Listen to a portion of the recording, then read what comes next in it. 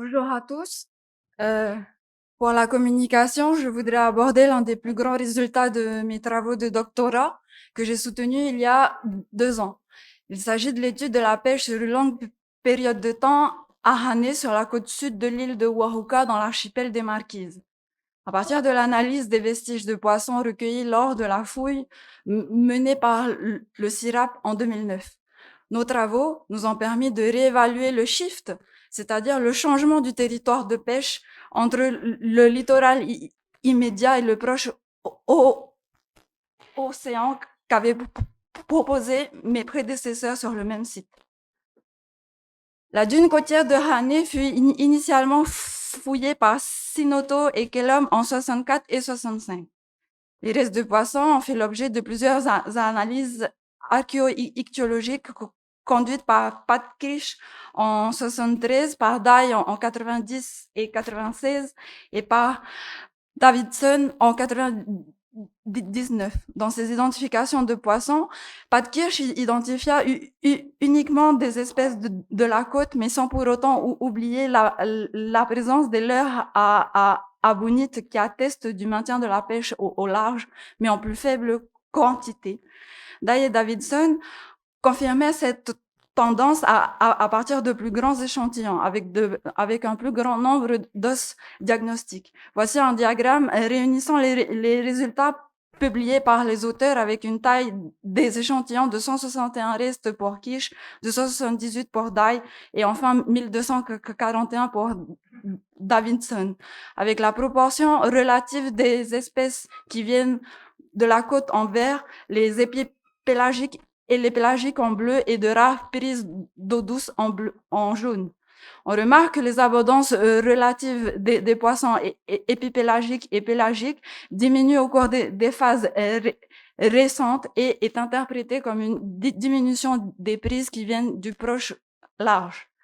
Ce changement du territoire de pêche entre le milieu immédiat et le proche large fut longuement débattu.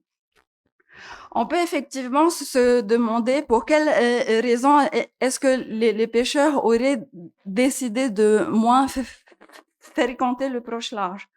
Certains ont avancé que la mise en place d'une exploitation des ressources animales et horticoles terrestres de plus en plus viables sur la Terre participerait à diminuer la fréquentation de l'océan. Pour d'autres, une division sociale des pratiques de pêche aurait entraîné une accession différenciée de certaines proies, ou encore une diminution des prises du large due à un potentiel changement du climat sur une courte période de temps. Il reste toutefois difficile de trancher, notamment au regard de plusieurs critiques vis-à-vis des fouilles de Sinoto et de Kellum. Celle-ci concerne l'analyse stratigraphique, les datations et les méthodes de tamisage. De plus, l'interprétation de l'archéofaune pose également des problèmes du point de vue de l'analyse. Le nombre de restes quantifiés est jugé trop faible pour pouvoir mettre en évidence de façon solide un changement de la pêche au cours du temps. Par conséquent, avant même d'expliquer les causes d'un changement de la pêche, il faut avant tout confirmer ou infirmer l'existence d'un tel shift. En 2009, le CIRAP entreprit d'ouvrir un nouveau secteur de fouilles voisin de ceux ouverts par Sinoto et Kellum. Nous avons alors réalisé une nouvelle étude de l'ichthyofaune. En nous appuyant sur des techniques d'analyse nouvelles favorisant l'augmentation de la taille de l'échantillon, comme un tamisage plus fin à 3 et 1,5 mm, l'augmentation du nombre d'os diagnostiques et le recours de meilleures collections de références.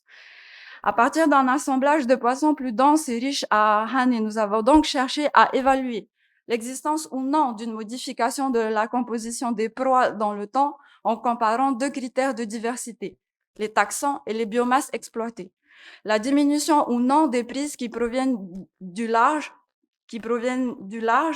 en reconstituant les lieux de capture par l'identification des micro-environnements exploités. Le secteur de fouille de 2009 concerne une surface de 18 mètres carrés sur une profondeur de 1 mètre 80. La fouille livre une stratigraphie subdivisée en 11 niveaux, du plus profond J au niveau éolien A. Les niveaux sont regroupés en 3 phases principales. Vous m'excuserez, j'ai oublié de changer les dates sur ma diapo.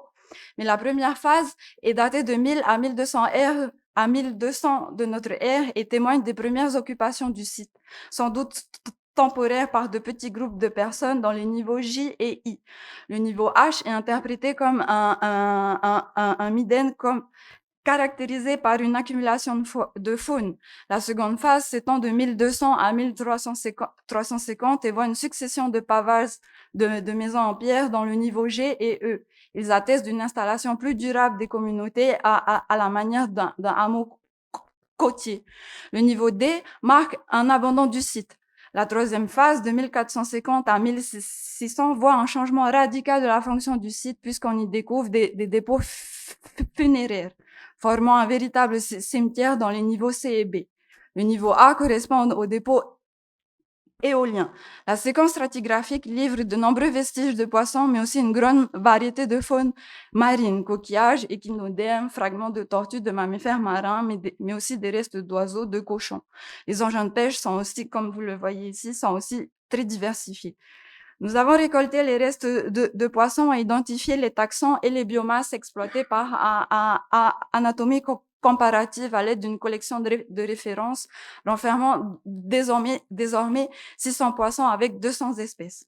Grâce à la liste des taxons obtenus, nous avons identifié les zones de pêche ciblées par les pêcheurs à partir du comportement écologique supposé des proies. À partir de la liste des proies obtenues au rang de l'espèce, nous avons mené une analyse sur la base de 6 traits de vie susceptibles d'influencer les méthodes de pêche, tels que le stade de vie, juvénile ou adulte, le rythme nictéméral, le type d'alimentation, le milieu de vie, mais aussi le type de grégarité et la mobilité. Nous avons recueilli plus de 100 000 restes de poissons, dont 13 000 ont été identifiés avec 38 poissons au rang de l'espèce. On dénombre 21 familles de poissons, avec les plus importantes des pélagiques, avec une grande part de carangidés, notamment avec une représentation des Selachruminophthalmus, des Scombridés avec des Catsuanus pepelamis et des Eutinus affinis, c'est-à-dire des bonites. Des poissons côtiers avec des mulidés, des lucianidés, des serranidés et plusieurs autres taxons comme des requins, des holocentridés et des létrinidés. Les gammes de poids ciblées sont principalement des poissons de moins de 500 grammes, voire moins de 100 grammes. Le décompte des poissons permet d'évaluer l'importance relative entre les poissons de la côte en vert, les épipélagiques et les pélagiques en bleu. Nous avons les périodes de temps en abscisse, l'abondance relative des taxons en ordonnée à gauche et le décompte des effectifs à droite, avec la courbe des effectifs en rouge. Les phases 1 et 2 sont dominées par les poissons au comportement épipélagique et pélagique. Leur quantité diminue en phase 3. Ces résultats sont ainsi similaires à ceux de mes prédécesseurs. Cependant, les identifications au rang de l'espèce des pélagiques, c'est-à-dire les Selachruminophthalmus, des Catsuanus pelamis et des Eutinus affinis, suggèrent une pêche côtière. Les espèces citées ont des comportements cocotiers au cours de leur cycle de vie. Ils se rapprochent des côtes pour leurs activités de prédation. À partir du détail de l'abondance des proies, nous avons ici un diagramme de faune avec les périodes de temps en abscisse et pour les ordonner, les abondances relatives des familles de poissons à gauche et l'effectif total à droite, avec la courbe des effectifs totaux en rouge. Nous constatons que la composition des proies en phase 1 et 2 sont similaires malgré l'évolution de l'habitat observé entre ces deux phases. L'intensification de l'activité anthropique en phase 2 n'a pas engendré de modifications majeures dans la composition des proies. Pour la phase 3, il est difficile d'attribuer la diminution de ces proies à une baisse de leur exploitation, puisqu'il s'agit d'un niveau de recouvrement des sépultures. Les résultats ne sont donc pas comparables aux phases antérieures. Pour étayer l'analyse de la diversité, nous avons reconstitué les poids de capture lorsque cela a été possible. Ici, Nous avons des box-plots avec les périodes de temps en abscisse. Nous avons des box-plots par espèce avec les périodes de temps en abscisse et les poids reconstitués en ordonnée. La moyenne des poids reconstitués sont représentés en rouge. La moyenne des poids change très peu au cours du temps, que l'on soit en phase 1, 2 ou 3, à la fois chez les côtiers en vert, les épipélagiques en bleu clair et les pélagiques en bleu foncé. La constance des poids capturés suggère deux permanences, un maintien des techniques de pêche et un environnement cocotier, du moins à l'échelle de la baie de Hanné, ayant peu changé durant cette période de temps.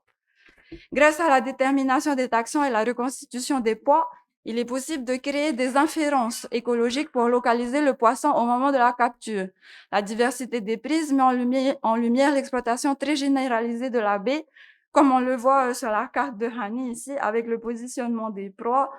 L'ensemble des biotopes est exploité, comme les fonds sableux, rocheux, les alguerets, les poissons de la pleine eau à proximité du rivage, mais aussi à l'intérieur de la baie et à l'extérieur, voire dans le proche large, qu'à quelques kilomètres cependant du rivage, que l'on soit en phase 1, 2 et 3.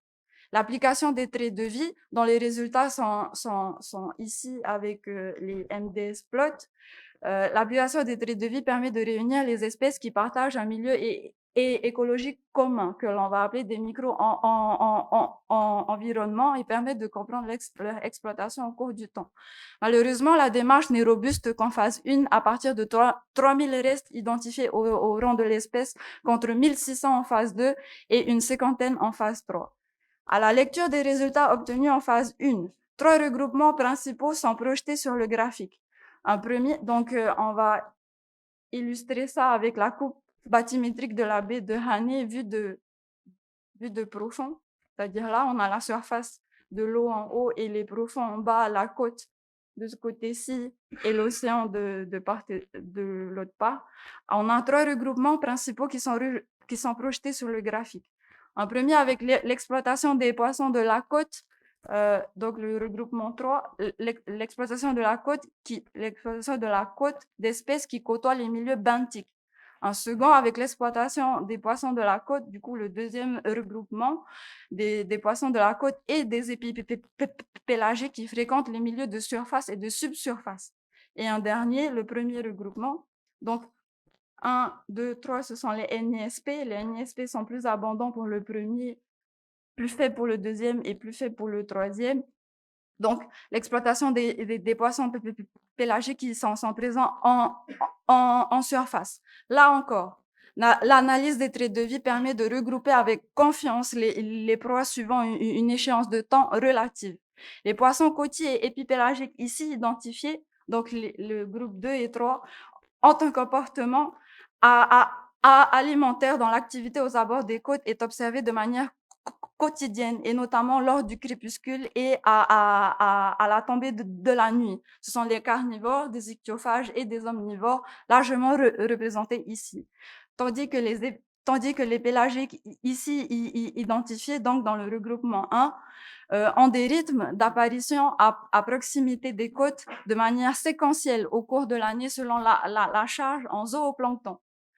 Dès le niveau J, on a donc une exploitation des poissons pélagiques qui aurait pu se faire directement depuis la côte ou à seulement quelques kilomètres du rivage.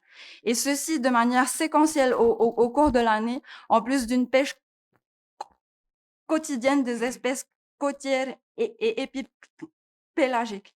Nos résultats suggèrent alors que les groupes humains n'avaient pas forcément procédé à la capture de grands pélagiques qui proviennent du proche large, voire du large, du moins depuis le site de Hanné, mais plutôt à des captures de petits pélagiques directement depuis la côte, que l'on soit en phase 1 et 2.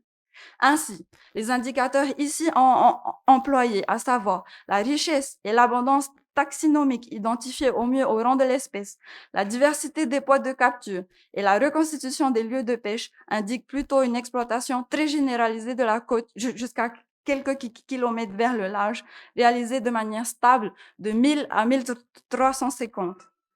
Personnellement, je continue à penser que l'étude du shift et de son interprétation reste néanmoins un sujet très intéressant. On peut en effet se demander où sont passées les très grandes proies dont on sait que les Polynésiens avait la capacité de les capturer.